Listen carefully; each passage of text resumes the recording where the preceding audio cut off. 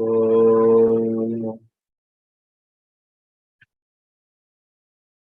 Bhadram karne vishpranuyama devah Bhadram pashyemakshabhiryajatraah Sthirairangai pushpavagunsastanubih Yashema devahitam yadayu Swasti na indro vruddhashravah Swasti na purusha vishwavedah Swasti nastaksho arishthanemihi Swasti no brihaspatir dadhatu Om Shanti Shanti Shanti.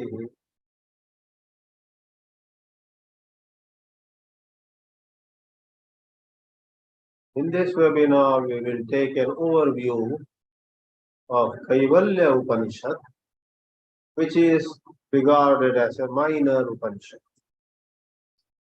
We had clarified on this before also. It's not minor in terms of the significance of the teachings it presents. It is minor because the three acharyas, Shankara, Ramanuja and Madhva, did not write commentary on it.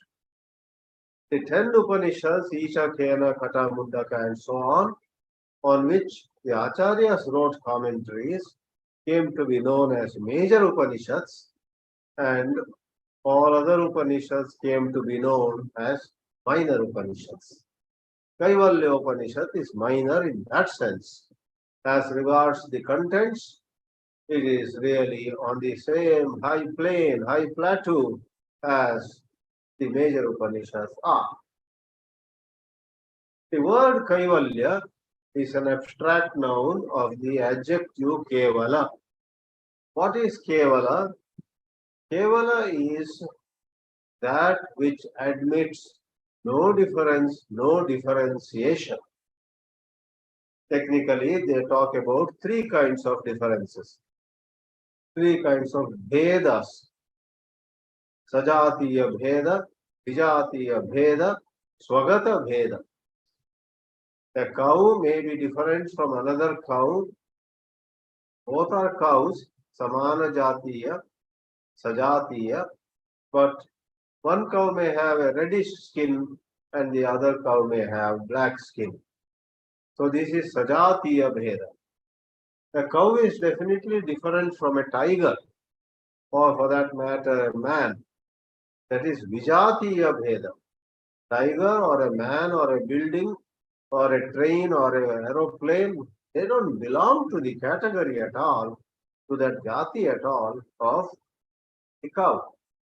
Then there are differences which are internal to an entity. A cow within herself has ears which are different from the nose, which are different from the mouth, which are different from the legs. The cow has different parts and one part is different from another part. That is called internal difference. So Kaivalya is when you see yourself as that homogeneous pure awareness where there are no differences with respect to a possible other entity, with respect to a possible entity of the same kind as this, and with respect to any internal differences.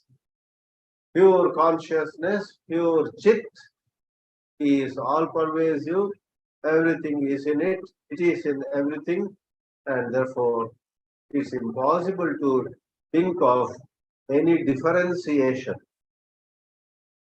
When you realize, therefore, Kaivalya, others may or may not recognize or understand you, but you will be free from any kind of prejudice, any kind of bias, any kind of remorse, any kind of fear. For, as one of the Upanishads itself says, Dvitiyadvai bhayam bhavati. When you perceive somebody or something as other than you, you are first and that is second, then bhayam bhavati. Otherwise, there is no bhayam at all. There may be social differences, there may be differences on a lower level, but the Brahmanishta is above all. Brahmanishta has no personal likes or dislikes.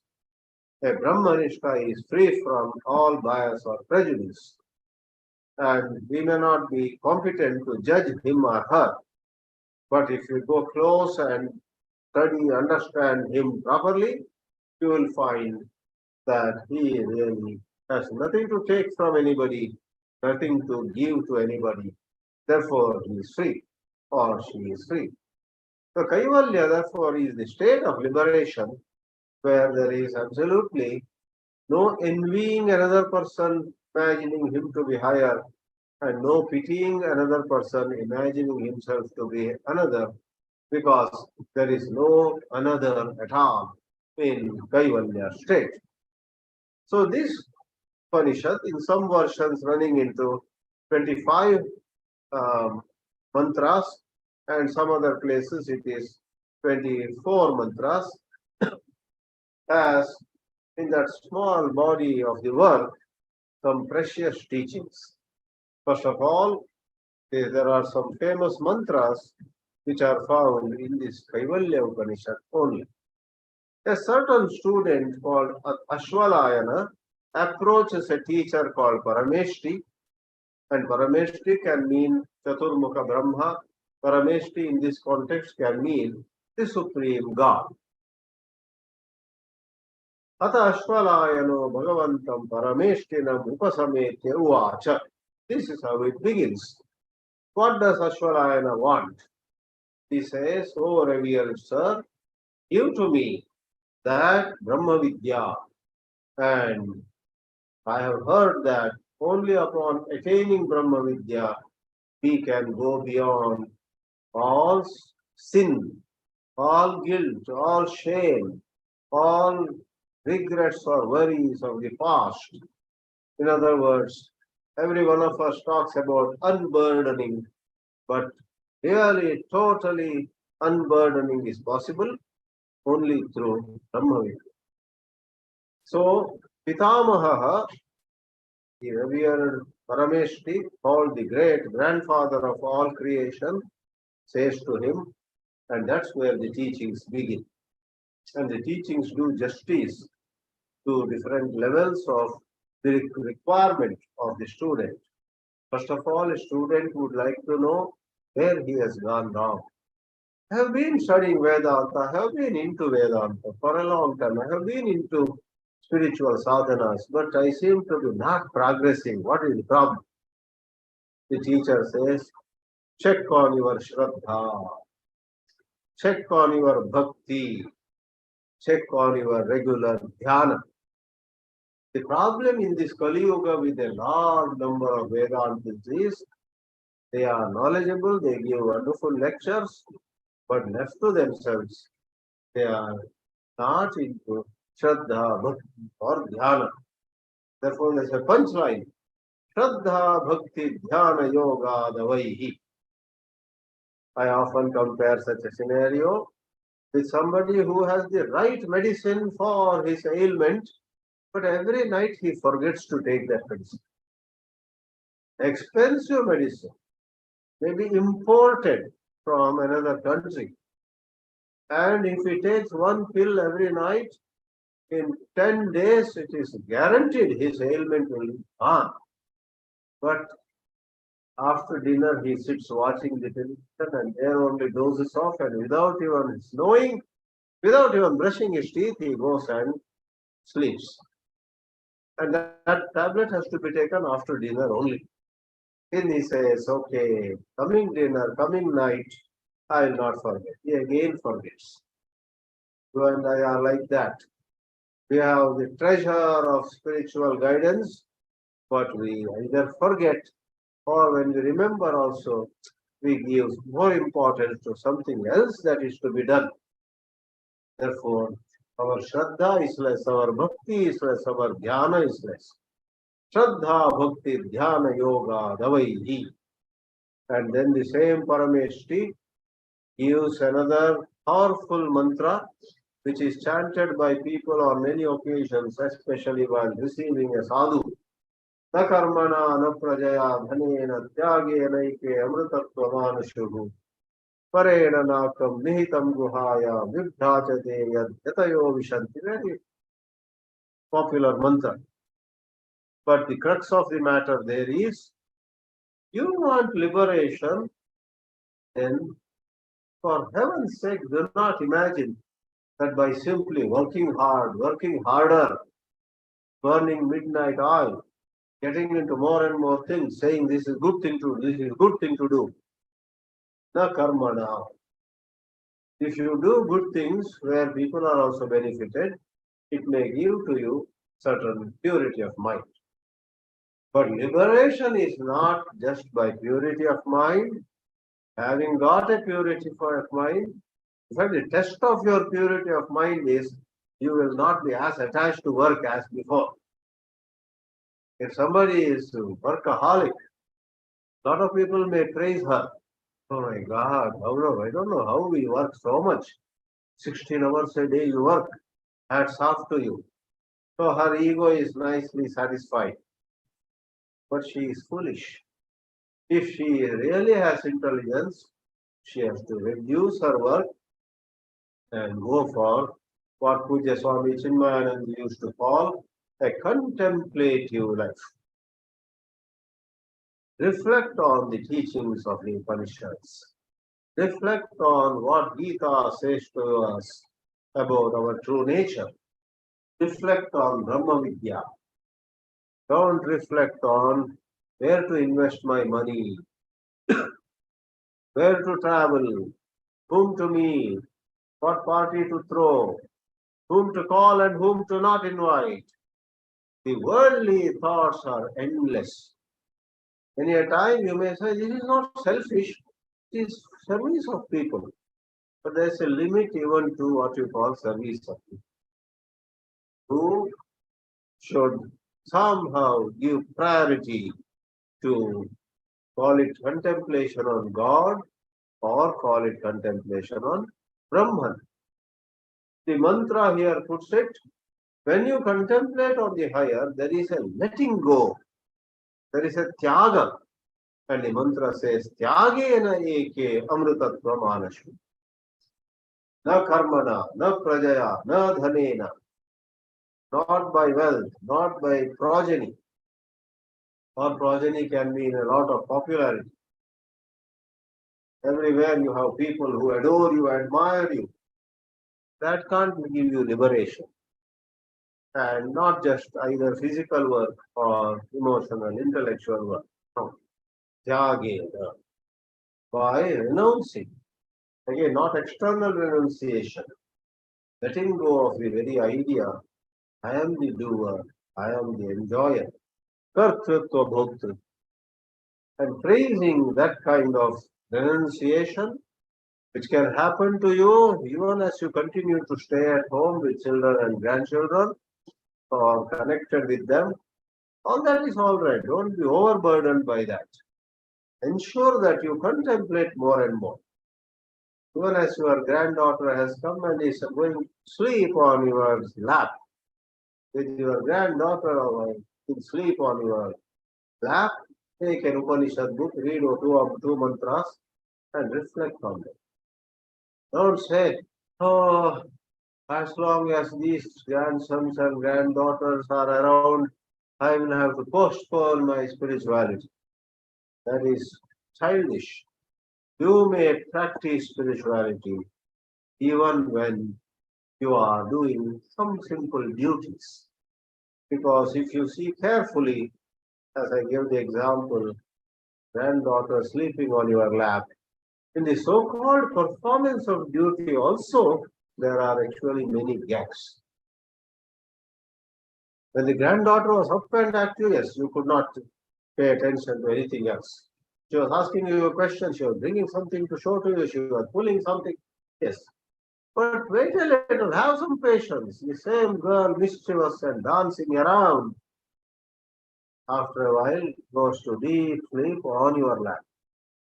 Then pick up your Kaivalya-Upanishad and read a mantra and contemplate it. Therefore, tyaga happens by increased connection with the Vedanta. Vedanta Vijnana Sunishchitartha. Another very popular mantra found in Kaivalya-Upanishad. Vedanta Vijnana Sunishchitartha. Sannyasa Yoga Yataya Shuddha Sattva. Te Brahmalokeshu Parantakale Paramritat Parimuchanti Sarve. You need to be clearer and clearer about the meaning of the Vedanta mantras. Then, while ordinarily karma takes a punyatma to heaven and after a length of time brings him back to the earth, here with the Vedanta, you will not come back at all. So, is it more and more study that is required? Be careful. By study, we don't mean just memorizing mantras, learning more grammar, and all those verbosity. As the next mantra would put it, Vivikta deshe cha sukhasanastha. Study or adhyayana has to be interlaced with meditation. Go to a solitary spot. Go in your own house to a spot and take such a time when others are sleeping, when others are not disturbing you. Vivikta deshe cha sukhasanastha. Shuchi samagri vashira shariraha. Maintaining a posture which is conducive and just drop ideas. So what problem is I am married? Drop it. The Kaivalya-Upanishad says atyashramastha. Ashramastha means you are brahmachari or grahastha or vanaprastha or sannyasi. The Upanishad says let go of the idea of you are this or that, because all of that is true on a certain level. You go to a higher level. It's possible. Possible are unbelievable heights for the same mind of yours, which presently is so tied down to identities. Above being Hindu or Buddhist, above being Brahmana or Kshatriya, above being Grahastha or Vanaprastha, above being a South Indian or North Indian, above being a US citizen or a London, England, UK citizen. Atyashramastha means all those are in your mind and you can let go of them. Then you will be rising in consciousness. Swagurum pranamya. Salute your teacher with reverence. And Chandogya Upanishad, which we do every Friday, there is a certain mantra, which we are going to take up next Friday actually, which says, a horse shakes its body and a lot of dust that might have sat upon the horse's body all goes away. Like that, you and I can shake away our conditionings over the years in this life or over several lives. Like a horse shaking off dust, you may shake off your conditionings by proper study under a competent guru and little by little do sadhana. Don't say, I don't have the time. Do you have 10 minutes? Do you have 5 minutes? Do you have 2 minutes? Sadhana is possible in 2 minutes too. It is the quality, not the quantity. And when you sit for 2 minutes, probably you will go on and on for 20, 30 minutes. Never know. Many of us have starting trouble. We postpone thinking this is not the time. It's so with a lot of good things. It's so with even reading a good book.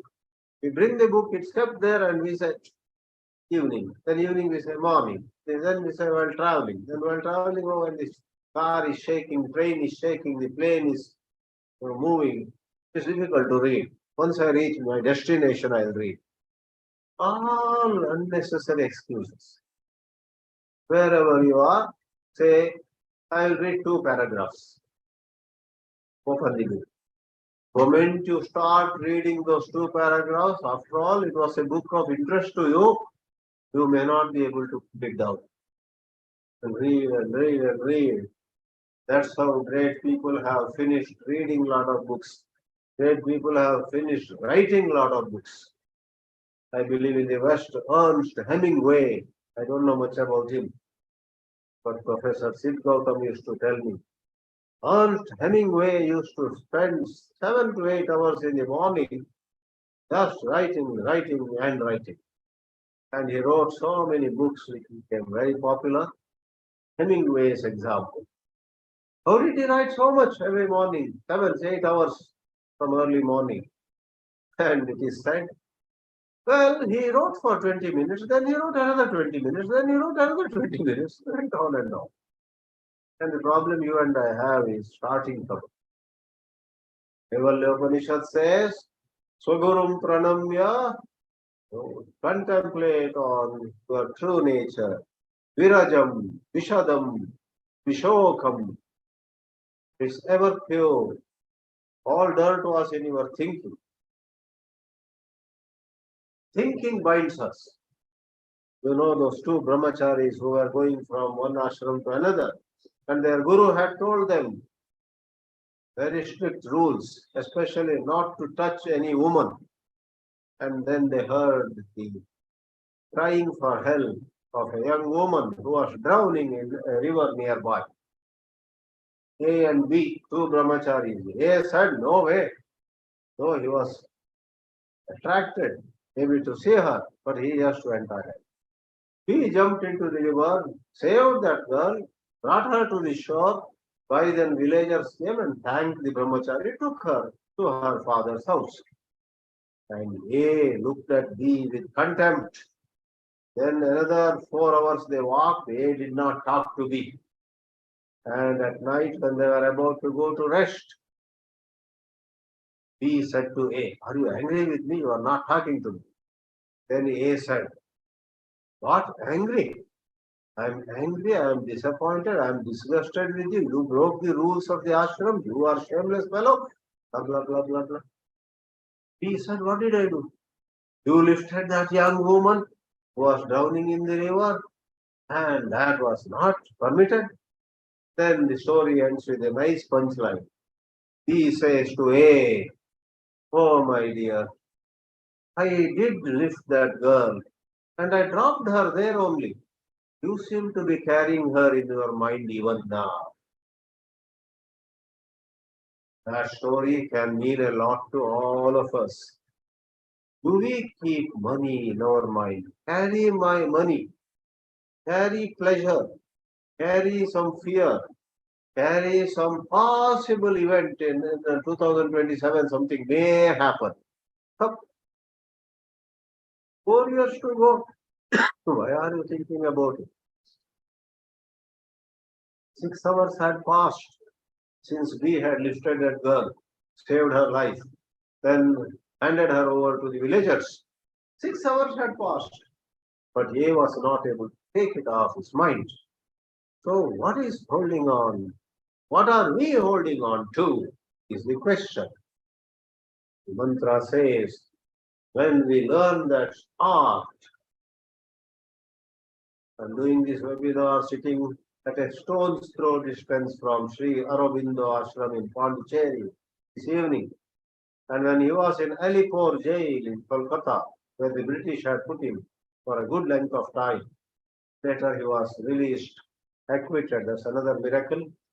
Some very reputed lawyer fought hard on behalf of Sri Aurobindo Ghosh, and he was found to be free of any crime or wrong, was released. Then to save himself from the British, because they were making another plan to somehow catch him. As per the advice of his friend, Sri Aurobindo ran to a non-British area. That was Pondicherry. While all India was ruled by British, Pondicherry here and one or two places, I guess, in Andhra Pradesh. Then Goa, Daman, Diu, etc. were ruled by the Portuguese. So he ran to Pondicherry. I'm mentioning Sri Aurobindo because when he was in Alipore jail, he started practicing meditation. And it is said in his biography that he learned a certain art.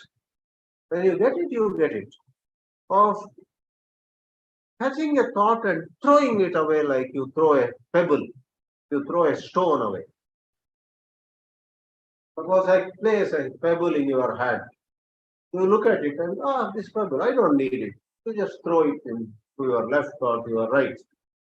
Like that, Sri Aurobindo was able to throw a thought after a thought, and then he experienced so many deeper domains, levels of his consciousness.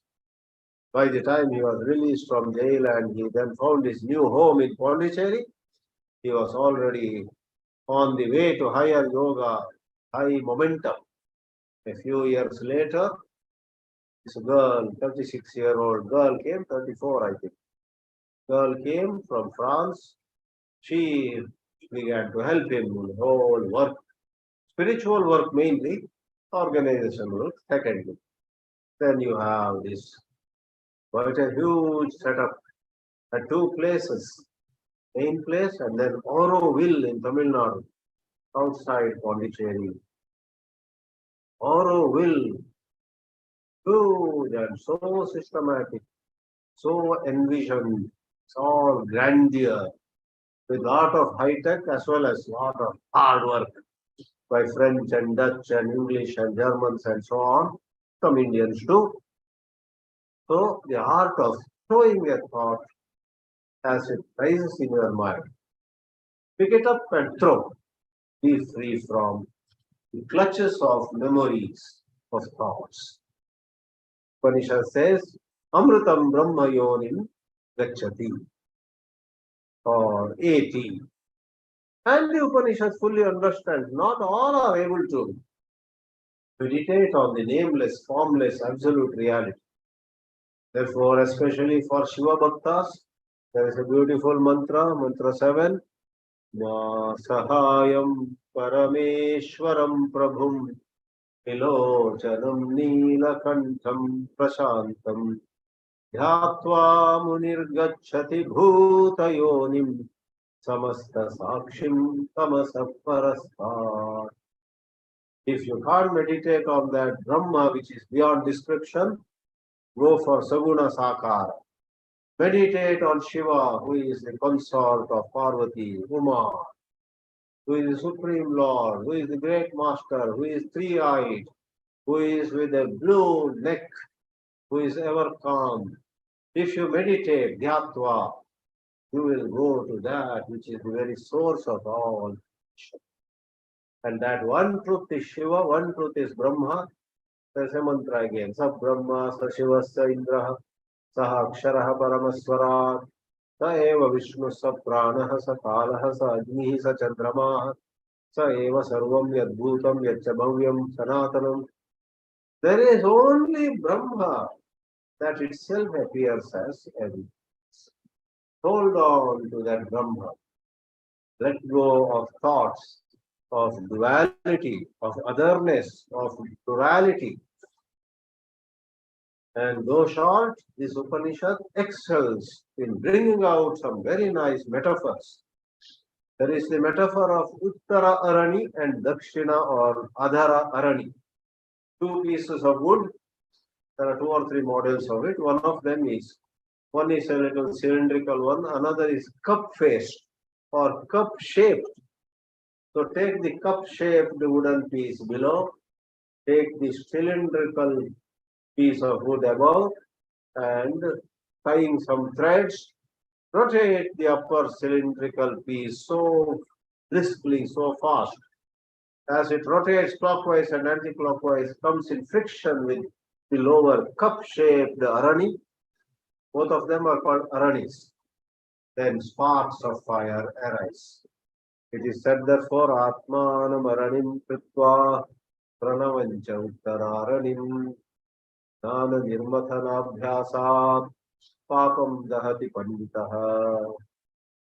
If you take Om as the upper wooden piece, if you take all your prior conditionings as the lower piece of arani and set out or set in motion a friction, then all your sins go away.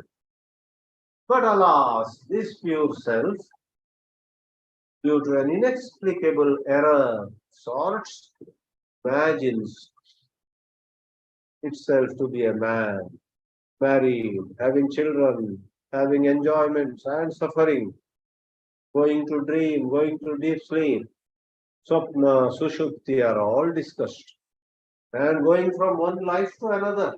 Another mantra says, Punascha Janmantara Karma Yoga Saeva Jiva Swapiti Prabuddha. Janmantara Karma. Actions of a previous life cause certain things here. Actions of this life cause certain things in future lives. Oops, what a terrible scenario. However, it is that truth which has to come down. It needs to be realized. And on realizing it, one gets free. You are the witness. You are not what you perceive yourself to be. Stand apart. Be the Chinmatra, pure consciousness. And thus, you will come to see that as the body, of course, you are peanuts. But as pure consciousness, everything is within you.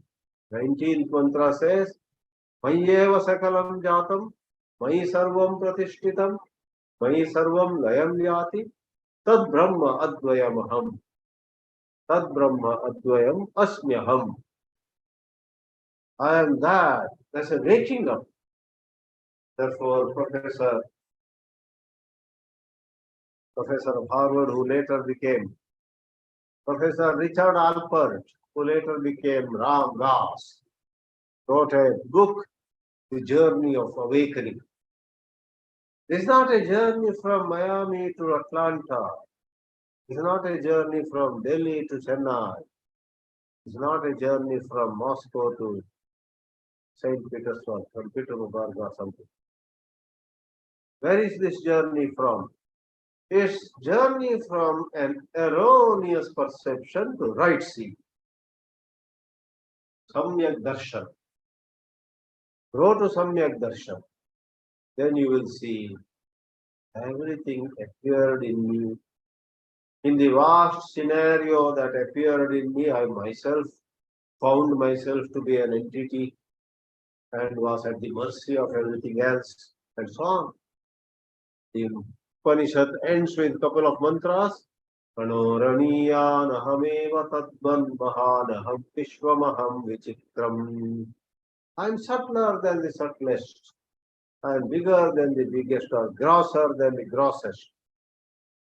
In a sense, I am most ancient. In another sense, I am ever new. In a sense, I have no legs and no hands. In another sense, all hands are mine, all legs are mine. In this way, all Vedas are meant to know me. I am the one knowable through the Upanishads.